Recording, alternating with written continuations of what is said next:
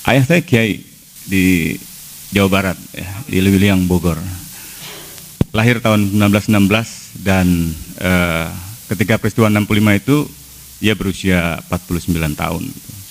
Ketika pertama kali ibu saya tahu bahwa saya bekerja di Kontras dan mendampingi mantan tahanan politik yang dituduh PKI, ibu saya terkejut dan bertanya gitu, apakah kamu tidak tahu bahwa ayahmu itu dulu hampir dibunuh oleh orang-orang PKI gitu. Saya bilang, oh ya tentu saya mengerti dan saya lagi mencari tahu lewat buku-buku sejarah, lewat seluruh sumber informasi yang saya bisa akses selama bekerja di Kontras dan selama menjadi aktivis mahasiswa. Keluarga saya pun belum memiliki kesimpulan apapun, apakah benar orang-orang PKI itu hendak membunuh ayah kami gitu.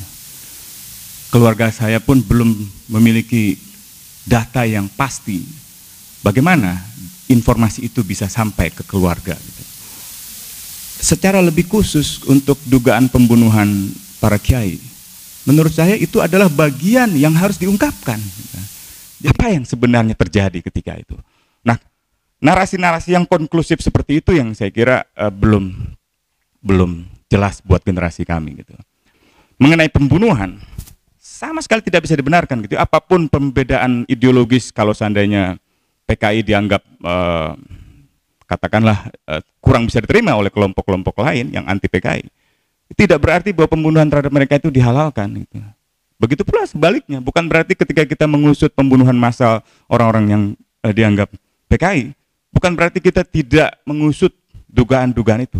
Tunjukkan saja kalau ada kiai yang dibunuh katakanlah di Jawa Timur gitu ya, tunjukkan, diperlihatkan kuburannya di mana atau tempat ya dibunuhnya di mana. Itu saya kira bagian dari hal yang tidak terpisahkan dari kewajiban pemerintah untuk mengungkap peristiwa 65 gitu. Sehingga masyarakat kita punya narasi yang utuh, apa yang sebenarnya terjadi, benar gak dugaan mereka itu. Jangan-jangan itu hanya dihembuskan untuk justru menghambat kewajiban yang lebih besar atau tantangan yang lebih besar untuk mengusut peristiwa 65 yang seluruhnya gitu.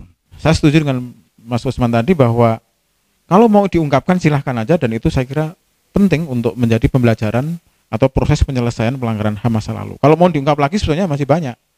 Misalnya untuk yang berkaitan dengan NU ya, itu tahun 71 itu terjadi satu proses massal yang itu sistematik ya, mulai dari desa-desa sampai ke struktur Nahdlatul Ulama itu kena semua. Penyiksaan terhadap kiai-kiai di desa-desa itu real banget dan itu sistematik. Itu kalau mau diungkapkan.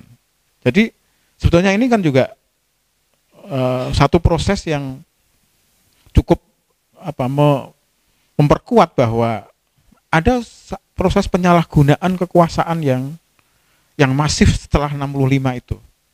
Berbeda dengan konflik-konflik politik sebelumnya yang itu tidak terjadi proses tadi itu ya, ada penyalahgunaan kekuasaan, kemudian juga ada tidak hanya politik tapi juga di bidang ekonomi juga terjadi penyalahgunaan kekuasaan yang luar biasa, termasuk isu tanah tadi itu. Tapi kita lihat bahwa sebetulnya kalau dilihat dari sejarah pertanahan di Indonesia, khususnya di Jawa misalnya, orang memperoleh tanah itu hanya 3 cara waktu itu sebelum kemerdekaan ya. Pertama karena dia dapat bagian sebagai pamong desa, entah lurah entah apa, itu dapat banyak itu luasnya bisa sampai kita sejauh mata memandang, nggak ada ukurannya. Nah yang kedua dibagikan kepada rakyat, itu ada 1, 2, 3 tingkatan, itu biasa, itu kalau itu masih bisa dihitung. Oleh karena itu sebetulnya pertanyaannya, siapa sih sebetulnya yang punya tanah luas waktu itu, zaman itu? Kiai nggak mungkin. Yang mungkin adalah para pamong mantan atau bekas pamong desa ini. Dan itu banyak sekali. Dan itulah yang jadi isu objek land reform atas dasar undang-undang pokok agraria. Waktu itu dibatasi kalau yang di Jawa itu kira-kira 5 hektar saja kalau untuk satu keluarga. Nah, saya kira pas-pasan lah kalau misalnya kiai itu kalau punya tanah ya sekitar segitu aja. Oleh karena itu bukan musuh dari tadi itu untuk land reform tadi itu. Justru yang lebih banyak adalah orang-orang yang punya tanah yang karena atas dasar dia pernah menjadi pamong desa, dan keluarga saya yang ke atas itu sebenarnya yang pamong desa tadi itu, dan masalahnya banyak sekali waktu itu. Dan di tempat saya di Padi itu berhasil land reform itu. Jadi mbah-mbah saya itu sudah bagi-bagi tanah yang sekarang sudah jadi pasar, jadi lapangan, jadi sekolah, macam-macam. Dan itu sekarang berhasil, nggak ada masalah. Dengan undang-undang pokok agraria itu dibagi sampai pada batas minimal, sampai 5 hektar aja. Dan itu berhasil, nggak masalah. Oleh karena itu misalnya kadang-kadang ini sebagai provokasi saja bahwa dulu pernah terjadi konflik tanah di antara PKI dan kiai-kiai. Kalau kiai nggak punya lah, saya jamin itu nggak ada. Tapi yang punya adalah mantan orang-orang yang pernah menjadi pamong desa. Dan itu saya alami sendiri di lingkungan keluarga saya sendiri. Anak-anak muda di NU itu paham nggak sih kalau pada tahun 65 dan seterusnya itu tentara ini merekrut anak-anak muda dari mana-mana termasuk NU? Ya, sekarang udah terbuka. Di NU anak-anak muda sekarang udah sangat terbuka, lebih cerdas ya, sehingga mereka lebih move on. Nah sekarang yang diurusi anak-anak muda itu nggak urusan-urusan seperti ini, tapi lebih bagaimana misalnya menyelamatkan sumber daya alam, misalnya seperti itu ya. Perjuangan-perjuangan untuk kesejahteraan di desa-desa, kesejahteraan untuk masyarakat yang lebih luas lagi, kesetaraan gender misalnya gitu ya. Jadi lebih terbuka. Hanya ini titik inilah yang menjadi titik rawan gitu. Sehingga kalau ini tidak diselesaikan ya menjadi problem gitu. Itu aja. Tapi bagaimana dengan anak-anak muda yang mendapatkan informasi yang kalau waktu itu kita nggak membunuh ya dibunuh? Gini, jargon membunuh atau dibunuh itu jargon tentara. Di mana-mana, tidak hanya di Indonesia. Di Amerika Latin juga begitu. Nah ini yang mereka nggak ngerti ininya. Tidak bisa dipungkiri bahwa memang ada konflik-konflik itu. Ya, konflik-konflik misalnya ya soal ideologi, soal macam-macam ya. Termasuk soal tanah tadi itu. Tapi sebelum 1 Oktober, konflik ini adalah konflik biasa. Tidak mengarah kepada konflik yang destruktif ya. Atau apalagi yang berdarah-darah seperti itu. Nah, kalau masih ada yang yakin bahwa waktu itu ada perang sipil, ya saya kira itu enggak benar. Enggak ada perang sipil. Waktu itu mobilisasi.